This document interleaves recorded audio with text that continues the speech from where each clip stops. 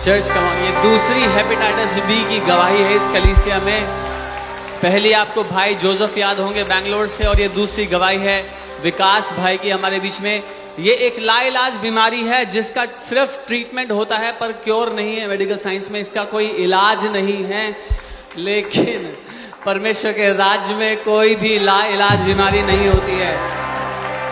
Come on. और जो परमेश्वर ने विकास के लिए किया है, अगर आज कोई है या कोई हमें सुन रहा है जिसको डॉक्टर ने एक लाइलाज बीमारी बताई है, मैं आपको कह रहा हूं आज आपका दिन है।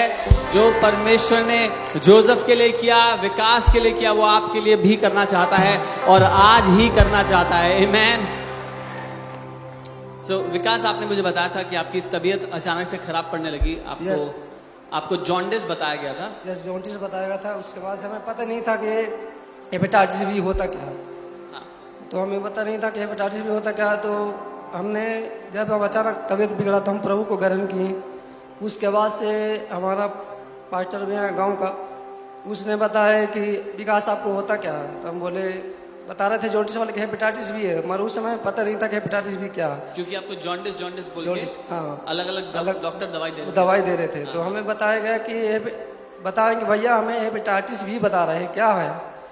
तो वो बोले कि विकास हेपेटाइटिस भी बहुत खतरनाक चीज़ होता है, तुम एक सही मेडिसिन लो और दवाई कराओ।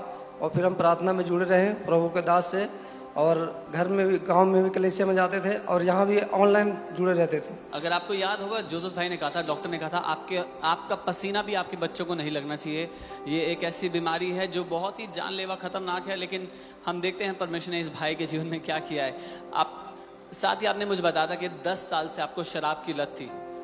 10 साल से क्या, मैं 2000 करीब 14, 15, 13 में आए थे, और 15, 16 से जो हम शराब पीने लगे थे, जब हम 2024 तक शराब पिए थे।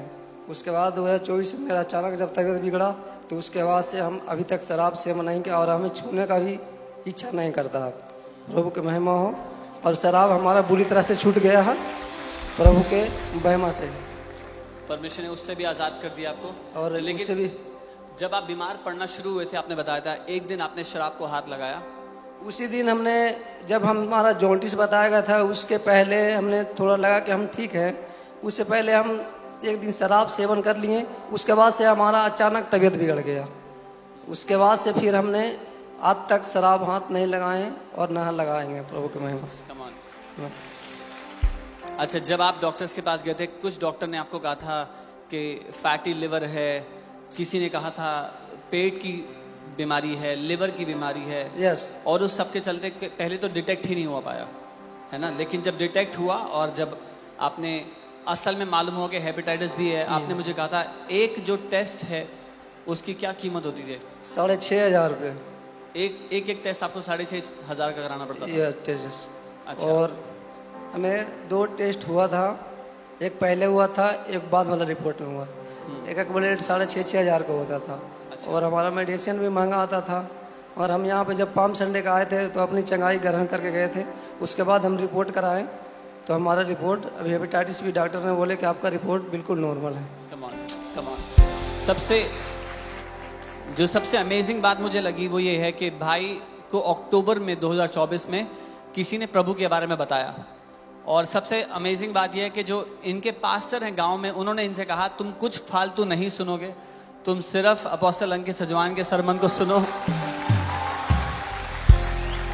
और मैं आपको बता रहा हूं, हमारे पास कितने पास्टर्स की गवाही आती हैं पूरे इंडिया से। एक ऐसी पीढ़ी उठ के खड़ी हो रही है ना इस समय, जब इस देश के पास्टर्स लोग बदल रहे हैं, और उनके द्वारा कई हजारों लोग और लाखों लोग और बदलने वाले, हम जानते हैं इस बात को। आमेन। सो आपके जो गांव में पास्टर हैं, उन्होंने आपसे कहा कि आप अपोस्टल जी के सरमन सुनना शुरू करिए। यस। उसने बोले कि आप किसी का नहीं, कहीं नहीं, आप उनका वचन सुनो, और वो बहुत अच्छा चीज सिखाते हैं, और बहुत कुछ सीखने को मिलेगा। आमेन। और अभी जब हाल ही में पाम संडे और ईस्टर वाला वीकेंड था, यस, तब आप यहाँ पर आए थे, है ना। yes. और आपने उस दिन अपनी चंगाई ग्रहण किया। यस। अच्छा, आपने मुझे बताया था जब ईस्टर खत्म हुआ और आपकी वापसी की ट्रेन थी, तो आपकी तबीयत खराब पड़ने लगी। बहुत अचानक बिल्कुल, क्योंकि जब हम संडे गए थे और उसके बाद सोमवार को मुझे अचानक तबीयत खराब हो गया, बहुत ज़्यादा, कि बिल्कुल लग रहा था कि मैं नहीं यहाँ पे रहूँ और गाँव। उसी दिन मैं शाम को ट्रेन दिल्ली से पटना के पकड़ा और पटना का ट्रेन पकड़ा तो गाँव भी नहीं गया था, डायरेक्ट अस्पताल में गया था कि मैं अपनी दवाई लेने, क्योंकि मेरा हालत गड़बड़ था ज़्यादा, और इतना ज़्यादा गड़बड़ रहा था हालत कि मैं सीट भी आराम से मैं नहीं जा रहा था।